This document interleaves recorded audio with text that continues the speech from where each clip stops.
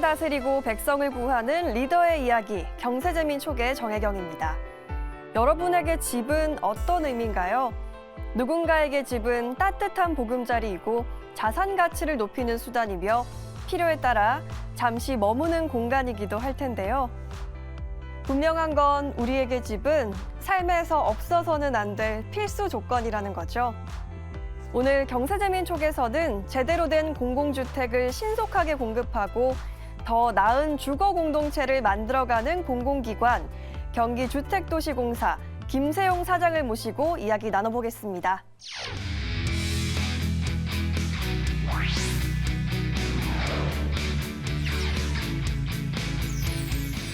인력만 갖고 있어도 살 수 있는 집은 없을까? 차 안에 오한마를 싣고 다니신다고요? 지저가게 빼보실 때도 있고.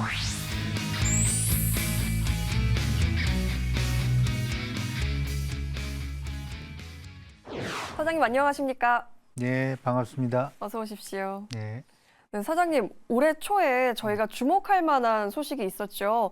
정부가 2024 경제 정책 방향을 발표를 했는데 거기에서 올해 안에 3기 신도시 착공을 추진하겠다고 했습니다. 네. 현재 진행 상황이 어떤지 궁금한데요.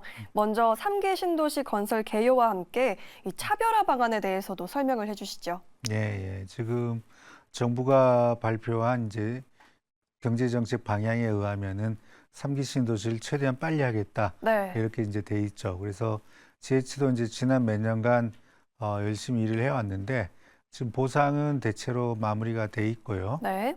특히 이제 3개 지구는 완료를 했습니다. 보상 완료를 했고 그다음에 2개 지구는 아마 빠르면 올 가을에 착공을 할 것 같아요. 특히 예. 이제 하남 교산 같은 데가 진도가 제일 빨리 나가고 있고요.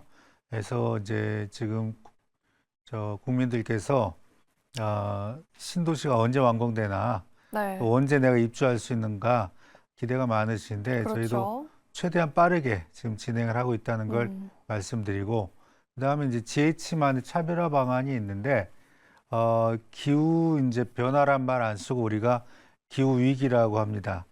얼마 전에 이제 유엔 사무총장도 지구가 끓고 있다는 표현을 썼는데 네. 거기에 적절하게 대응할 수 있는 앞으로는 이제 여기 들어오시면은 50년 이상 주민들이 거주하실 거라고 보고 기후 변화에 대응하는 넷제로 도시, 그러니까 우리가 소비하는 것과 만들어내는 거를 플러스 마이너스 제로가 되는 그러한 넷제로 도시를 추진하는 거를 GH의 가장 큰 차별화 전략으로 삼고 있습니다. 네, 많은 국민분들이 이 3기 신도시 개발을 기다리실 것 같습니다. 신속 추진을 위한 많은 계획을 들어봤는데요. 이 3기 신도시 개발은 현재 LH와 공동으로 진행을 하고 있잖아요. 그런데 LH와 다르게 이 사업 자금 확보에 좀 어려움을 겪는다고 들었습니다. 그 이유가 무엇인지 좀 설명해 주시죠. 돈이 문제가 됩니다. 예. 왜냐하면 이제 물가도 올랐고 그 다음에 보상비도 LH도 그렇습니다만은 저희가 예상한 것보다 훨씬 많이 올라오고 있어요. 그러다 네. 보니까 지금 보상비나 건설비 이런 자금이 많이 필요한데 이런 부분에 있어서 이제 LH는 국가공기업으로 돼 있고 법에 저희는 이제 지방공기업으로 돼 있어요. 그러다 보니까 예를 들자면은 주택도시기금이라는 게 있는데 네. 그거를 GH나 LH 다 지원을 받고 있어요. 근데 LH는 그게 이제 자본금으로 처리가 되고 GH의 경우는 자본금으로 처리가 안 돼요. 이게 이제 이 차이가 뭘 낳게 되냐면 자본금으로 처리가 되면은 자본금의 몇 %까지 채권 발행을 할 수가 있고 이 처리가 안 되면은 이제 거기서 빠지게 되는 그런 것들이 있습니다. 그래서 저희가 이제 계속해서 건의를 하고 있죠. GH도 LH가 함께 자본금으로 처리될 수 있게 해달라라는 게 이제 첫 번째 저희가 그 대안으로 생각하고 있는 것이고, 네. 두 번째는 이 채권 발행을 하는데, 그러니까 이제 이게 일시적으로는 부채로 잡힐 수밖에 없지 않겠어요? 돈을 빌려서 저희가 보상도 하고 건설도 하고 그 다음에 택지 매각을 해서 다시 돈이 회수가 되면은 갚아 나가는 뭐 그런 구조인데. 이게 이제 LH는 자본금의 500%까지 채권을 발행할 수 있고 네. GH는 350%까지 채권을 발행을 해야 돼요. 그러니까 한 150% 정도 차이가 나죠. 근데 예. LH가 짓는 아파트가 더 비싼 게 아니고 뭐 저희가 하는 공사가 더 싼 게 아니다 보니까 돈은 똑같이 필요한데 이러한 차이가 있어서 저희가 좀 애를 먹고 있는 건 사실이에요. 네, 그렇군요. 좀 법안도 함께 마련돼야 될 부분인 것 같아요. 네, 그렇죠. 네, 이런 신도시 계획뿐만 아니라 공사에서 또 담당하는 중요한 과제가 이미 노후된 계획 도시를 정비하는 게 아닐까 싶어요. 경기주택도시공사도 노후 계획 도시 정비 사업에 참여를 해서 이 도시별로 대책 마련을 하고 계시다고요. 네, 네. 지금 경기도에 노후계획 도시에 해당하는 게 한 9개 지구가 있어요. 네. 우리가 이제 잘 아는 일기 신도시 5군데 외에도 다른 이제 대형의 택지 개발 지구가 있는데 거기에 이제 저희가 참여하는 방법을 2가지 정도 생각하고 있어요. 하나는 주민들에게 사업에 대해서 컨설팅 해주는 역할, 컨설턴트로서의 역할이 있고, 두 번째는 이제 사업이 진행이 되면은 총괄 사업 관리자로서 소위 공공재건축을 제가 책임지고 하는 이제 그러한 상황이 되겠는데, 지금 뭐 그러니까 노후계획도시, 일기 신도시를 중심으로 여러 가지 이 상황들이 계속해서 바뀌고 있고, 네. 얼마 전에도 이제 중앙정부에서 선도지구의 기준을 발표를 했잖아요. 네. 자, 그런데 이제 이러한 부분에 대해서 주민들하고 저희하고 여러 가지 이 수기를 진행을 하고 있어요. 어떻게 하면 잘할 건가. 그리고 그동안에 이제 전문가들하고도 한 10차례 정도 세미나를 꾸준히 해왔어요. 그래서 이거를 어떻게 잘 만들어 볼 거냐. 그리고 GH가 총괄사업관리자가 된다면 네. 어떻게 해서 일을 해 나가겠다. 또 계획은 어떻게 수립하겠다. 또 주민들이 현재 바라고 있는 거는 무엇이고 이 중에서 될 수 있는 건 어떤 거고 되기 힘든 거는 무엇이다. 이런 부분들을 계속해서 저희가 좁혀 나가고 있습니다. 우리 사장님께서는 경기주택도시공사의 역할을 말씀을 해주시면서 단순한 빌더를 넘어서 타운 매니저가 되어야 한다 이렇게 강조를 해주셨습니다. 타운 매니지먼트로서의 공사의 역할 무엇이 있을까요? 지금까지는 GH뿐만이 아니라 다른 공기업도 그렇고 다 이제 도시를 개발하거나 또는 산업단지를 개발하거나 이러면은 만들고 손 털었어요. 그죠? 그리고 주민들이 입주하면 그걸로 끝이에요. 그 이제 후에 어떤 그 계획이 후에는 더 아무것도 이상 부재했던 없었죠. 거군요. 예, 예. 그러니까 사실 도시라든지 주택이라는 거는 만들어 놓고 계속해서 지속적으로 관리를 해 나가야 되는 겁니다. 특히 이제 지금처럼 스마트 도시나 스마트 주택이 일반화된 시점에서는 네. 여러 가지 설비라든가 시설들이 업데이트가 굉장히 자주 돼요. 관련 기술도 굉장히 빨리 바뀌고.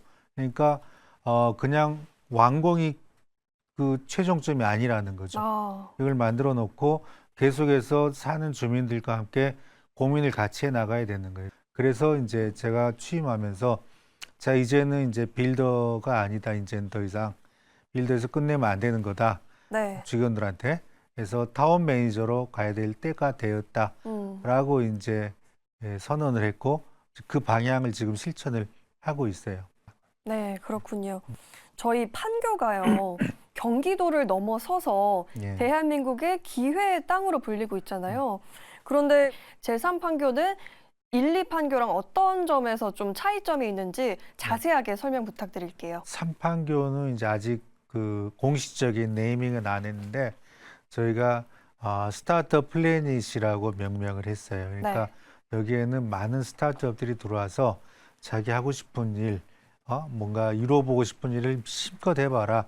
그리고 그걸 GH가 최대한 지원하겠다. 그리고 그걸 하기 위해서 직주락학이라는 개념을 세웠는데 네. 그동안 1, 2판교의 약점 중 또는 불편한 점 중에 하나가 직장하고 주택이 굉장히 멀었어요. 그래서 3판교에는 거주할 수 있는 공간을 보다 많이 대폭 많이 집어넣고 지금 가는 거고 그다음에 그게 이제 직주가 되겠고 네. 락은 1, 2판교를 보면은 별로 놀 데가 없어요. 그래서 여기 계시는 이제 젊은 연구원이나 직원들이 일 끝나고 홍대 앞에까지 갔다가 또, 또 다시 집에 오고 이 너무 네. 시간 너무 많이 걸리잖아요. 그래서 산방교회는 좀 놓을 수 있는 공간을 집어넣자. 그래서 이제 그게 락이 됩니다. 또 굉장히 예. 젊음의 기운이 느껴질 것 예, 같은데요. 예. 그래서 이제 네. 결국은 이제 기술이 발전하려면 네. 문화적으로 뭔가 좀 융성이 돼야 돼요.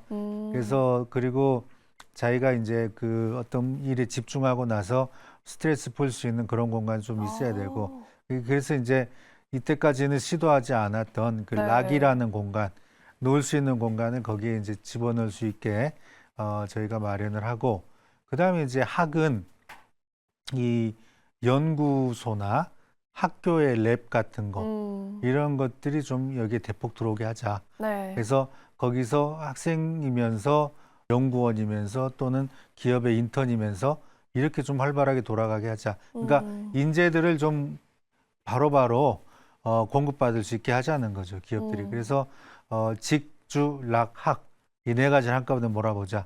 이런 그 개념을 가지고 지금 설계 공모에 들어갔고 다음 달쯤에 네. 이 기획안이 확정이 됩니다. 그렇군요. 또 이 기술 발전에 문화적인 요소가 필요하다는 걸 예. 새롭게 배우고 갑니다.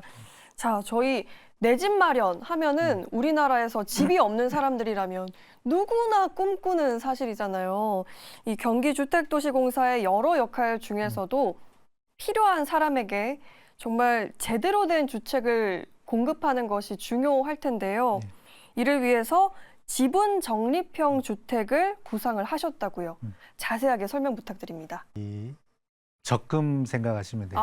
그러니까 네. 내가 매달 얼마씩 돈을 내 가지고 네. 일정한 시간이 되면은 목돈을 찾아가잖아요. 네. 그런 식의 주택으로 생각을 하시면 돼요.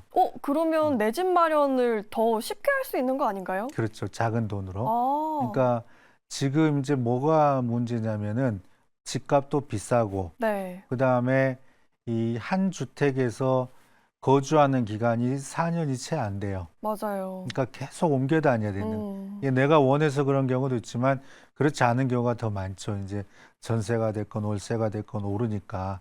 그래서 사람들이 서로 내 집은 꼭 있어야겠다라고 생각을 하고 그 내 집 마련 때까지 결혼도 미루고 또는 결혼을 해도 출산도 미루고 계속 이제 이렇게 일종의 악순환이 되는 거예요. 맞아요. 집 그렇죠? 마련이 너무 어렵다 보니까 예, 아예 포기를 하는 그런 포기하고. 젊은 세대들도 나오죠. 그렇죠. 그래서 야, 이건 아니다. 네. 근데 이제 젊은 세대들이 경기도나 서울 같으면 보통 집을 그래도 국민주택 규모로 살려면 위치 따라 다릅니다만 5억에서 10억 정도는 있어야 된단 말이죠. 아. 그래서 항상 이제 고민했던 게 1, 2억만 갖고 있어도 살 수 있는 집은 없을까? 이 생각을 이제 해왔고 아. 그래서 지분 적립형은 내가 10억짜리 집이라고 생각을 하면 그 10억이면은 이제 웬만한 이 수도권 내 서울 경기는 다 커버가 되겠죠. 네. 그래서 내가 직장을 갖고 또는 대출을 받아서 2억만 마련해 오십시오. 20%만. 와. 예. 그러니까 이게 5억짜리 집이면 1억만 마련해 주십시오. 이것도 뭐 쉬운 일은 아니에요, 사실. 맞습니다. 쉬운 일은 아니지만 그래도 10억을 한꺼번에 내는 것보단 나으니까 그래서 그 돈을 마련을 해 오시면 지분을 확정을 해 드려요. 자, 그리고 등기를 해 드려요. 20%만큼의 등기를. 그러면 나는 이제 안 나가도 되죠. 네. 딴 데로 이사 안 가도 돼요. 그러면 나머지 그러면 80%의 지분은 내가 20년 동안에 차근차근 갚아 나가시면 돼요. 네, 그렇군요. 정말 많은 분들에게 큰 도움이 되었으면 좋겠습니다. 지난 1월이었죠. 미국에서 열린 IT 전시회 CES 2024에서 네. 우리 GH의 모듈러 주택이 공개가 돼서 화제가 됐습니다. 모듈러 주택이 무엇이길래 어떻게 이렇게 화제가 된 건가요? 모듈러는 그 공장에서 집을 만들어 옵니다. 정말요? 예. 어떻게 그래서 가능한 거죠? 그 자동차 만드는 거 생각하시면 되는데 네. 그러한 생산 라인을 만들고 그 설계에 따라서 공장에서 집을 짜와요. 와. 네. 그리고 현장에서 조립을 합니다. 네. 그러니까 품질 관리에 대해서 굉장히 이점이 많죠. 체계적인 품질 관리가 가능하고 특히 요새처럼 그 현장에서 사고가 난다거나 부실 시공이 문제가 된다거나 네. 또 뭐 작년에 일부 뭐 철근이 빠졌다거나 이런 일은 최대한 있지 않을 거고 최소한 있지 않을 거고 네. 그다음에 이제 두 번째는 공기가 빠릅니다. 현장에서 짓는 것보다 훨씬 절반 이상으로 더 빠르게 지을 수 있어요. 우리가 네. 아파트 짓는데 보통 한 2년 반에서 3년 걸리는데 모듈러는 한 1년 정도 안에 만들 수가 있어요. 그러니까 훨씬 빠르게 되니까 그만큼 금융 비용이라든가 이런 걸 절감할 수 있고 네. 그다음에 세 번째로는 이 나중에 부실 때 해체할 때 더 해체도 쉬울 것 같은데요. 쉽죠. 예. 음. 그리고 당연히 탄소가 덜 배출이 되죠. 배출되고 와 네. 그래서 환경적이기까지. 친환경적인. 예. 그 어. 주택을 이제 저희가 국내에서 처음으로 13층 고층을 지었고 지금 주민들이 예. 입주를 시켰어요. 몇 달 안 됐지만은 입주해서 지금 살고 계시고 네. 아직까지 반응 굉장히 좋아요. 와. 예, 그리고 지금 또 부서 안에서 25층으로 더 높여서 짓는 방안 이걸 지금 스터디하고 있습니다. 그래서 이 부분도 대대적으로 갈 수 있을 것 같아요. 모듈러 주택까지 정말 다양한 시도를 하고 있다는 생각이 듭니다. 최근에는 인구 감소가 심각하고 또 1인 가구가 우리가 늘어나면서 새로운 도시 문제가 떠오르고 있잖아요. 이런 점에서 주택 차원에서 풀 수 있는 해결 방법들이 있는지 어떻게 보시나요? 지금 1인 가구가 굉장히 많아졌죠. 맞습니다. 예, 그래서 1인 가구만 벌써 제 기억이 맞다면 작년에 30%가 넘은 걸로 알고 있어요. 예. 그래서 지금 한국에서 그 머저리티는 4인 가족이 아니고 네. 1, 2인 가구가 이제 이미 70%에 거의 그렇군요. 육박을 해요.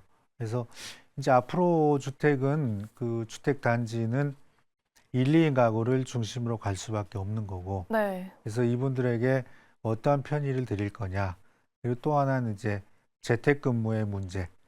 그래서 집에서 근무하는 시간이 점차 이제 늘어날 걸로 보여지는데 이 주택 안에 이러한 기능을 어떻게 담을 것이냐라는 부분에 대해서 그동안 지혜연구팀하고 또 외부 자문가들하고 많이 지금 저희가 스터디를 하고 있어요. 네. 그래서 이제 노후계획 도시 재건축하고 3기 신도시에 이제 본격적으로 선을 보일 거고요. 1인 가구가 너무 많아져서 별로 내 사회에 좋지는 않겠지만 네. 이게 어쨌든 추세고 인구 구조가 급변하다 보니까 점점 핵가구로 변하고 있죠. 네. 그래서 그 추세는 이제 맞춰줘야 된다고 보여져요. 그래서 자 그러면 1, 2인 가구가 늘어나면 어떤 변화가 생길 것이냐. 네. 첫 번째는 편의시설이 굉장히 늘어나야 돼요. 아. 그리고 사회적인 교류를 할 수 있는 공간이 대폭 늘어나야 돼요. 오. 그러니까 아파트 안에 네. 또 단지 안에 그러니까 소위 뭐 파티할 수 있는 공간. 그다음에 또 내가 일을 할 때 일할 수 있는 워크스테이션 이런 거. 그다음에 아침 조식 뭐 이거는 이제 이미 서비스가 되고 있는데 네. 조식이나 또는 심지어 저녁까지도 먹을 수 있는 그런 공간들을 대폭 늘려줘야 되는. 그래서 지금까지는 그게 우리나라 아파트 보면 전형적으로 문 열고 들어가면 엘리베이터 코아 있고 아무것도 없잖아요. 그렇죠. 그죠? 근데 그렇게 가서는 안 되겠다. 이제 사회적인 교류나 이렇게 일어나려면 물론 이제 전용 면적의 문제도 있고 그러니까 법도 좀 바꿔야겠지만은 1층이나 2층에서는 교류할 수 있는 공간, 같이 서비스 받을 수 있는 공간, 이러한 공간들을 대폭 좀 늘리는 그런 작업을 지금 진행하고 있어요. 그리고 또 사장님 제가 재밌는 이야기를 들었습니다. 사장님께서 이 차 안에 우리 건설 현장에서 쓰는 망치죠. 그 오한마를 싣고 네. 다니신다고요. 그만큼 품질 안전 경영을 강조하시는 것 같은데요. 네. 그동안 어떤 성과들이 있었나요? 오한마는 이제 이렇게 커요. 네. 꽤 무거운데 이제 차에 넣어갖고 다니는데 아닌가요? 네. 아니요, 맞아요. 차에 넣어 직접 제가 현장에서 쓰는 일도 가끔 있어요. 예. 근데 정말 이제 다용도로 사용하고 계시네요. 네, 이게 이제 잘못됐는데 지져가고 꽤 부실 때도 있고 뭐 그러는데 예. 그게 이제 품질 때문에 그랬습니다. 아. 그래서 사실 이제 우리가 한 20년 전으로 돌아가 보면 그때만 해도 공기업에서 짓는 주택들을 굉장히 선호했어요. 네. 그러니까 국가에서 짓는 거니까 튼튼하다. 음. 뭐 이런 인식이 이제 주민들 사이에 있었는데 음. 지금 많이 이제 그런 신뢰를 상실을 했죠. 네. 그래서 이건 아니다. 음. 다시 공공에서 짓는 주택이 가장 좋은 품질을 갖고 있어야 된다라고 음. 강조를 하고 그래서 뭐 작년에 그 뭐 무량판 때문에 좀 사회적으로 문제가 맞습니다. 됐었지만 GH가 시공하고 있는 무량판에서는 일체 사고가 없었어요. 아. 네, 그리고 무량판뿐만 아니라 다른 사고도 있어서는 안 된다. 음. 그래서 수시로 점검을 해요. 그리고 음. 저뿐만 아니라 우리 저 본부장들한테도 계속해서 나가시라고 그래요. 네. 그래서 현장에서 직접 보고 그다음에 조금이라도 틈이 보이면은 음. 바로바로 고쳐 나갈 수 있는 그러한 품질 경영을 제1의 과제로 삼고 있습니다. 네. GH에 시공하면 품질만큼은 정말 음. 믿을 수 있을 것 같습니다. 예. 네. 사장님께서는 취임을 하시자마자 음. 혁신과 소통을 강조하셨다고 들었습니다. 이런 혁신 소통 경영을 위해서 어떤 노력을 하셨는지 궁금하고요. 또 앞으로 목표가 있다면 한 말씀 부탁드리겠습니다. 예. 그 취임을 제가 22년 말에 했는데 네. 취임하고 그 다음날 바로 태스크포스 만든 게 혁신 과제를 도출하는 팀이었어요. 그래서 2달 동안 작업을 해서 91개의 혁신 과제를 도출을 했습니다. 네. 그래서 지난 1년 동안 그리고 이제 벌써 올해도 한 반년 가까이 돼 가는데 한 1년 반 정도 그 혁신 과제를 계속해서 점검하면서 네. 91개 과제들을 실행을 하고 있어요. 그리고 이제 그 과정에서 소통은 이제 직원들하고 소통 물론 필요하고 그다음에 도민들하고 소통도 필요하겠죠. 그래서 네. 직원들하고 소통은 뭐 수시로 하는 거고 뭐 여러 가지 생일 파티도 하고 뭐도 하고 하면서 말을 많이 듣고 있는데 네. 도민들하고 소통은 좀 쉽지가 않아요. 그래서 저희가 이제 그 도민 주주단을 만들었어요. 그게 뭐냐면은 GH는 이제 주식회사는 아니죠. 근데 도민들을 주주처럼 우리가 좀 세우자. 그리고 도민들한테 주기적으로 주식회사 하는 것처럼 주주총회도 하고 보고회도 갖고 그러면서 좀 이 긴장을 좀 갖자. 사실 좋은 건 아니에요. 그게 시어머니를 한 번 더 모시는 거잖아요. 아, 예. 근데 그럼에도 불구하고 150분의 도민 주주단을 이제 구성을 하고 그분들에게 작년부터 주기적으로 보고회를 하고 있어요. 네. 그리고 또 역시 그분들이 굉장히 좋은 아이디어 주세요. 그래서 이게 우리가 했던 일들이 직접 소비자 입장에서는 이렇게 받아들여지는구나. 네. 또 앞으로 우리가 할 일에 그분들이 어떤 어드바이스를 주면은 이걸 좀 반영을 해야겠다. 이렇게 하면서 소통의 폭을 계속 늘려가고 있습니다. 네, 그렇군요. 정말 오늘 많은 말씀을 해주셨습니다. 잘 들었습니다. 네. 네. 도시개발은 단순한 빌더가 아니라 타운 매니저가 되어야 한다는 말씀이 기억에 남습니다. 이 도민의 삶을 향상시키는 주거복지, 또 도시 곳곳이 브랜드가 되는 공간복지가 실현되길 바라겠습니다. 지금까지 경기주택도시공사 김세용 사장님과 함께했습니다. 오늘 나와주셔서 감사합니다. 네, 고맙습니다.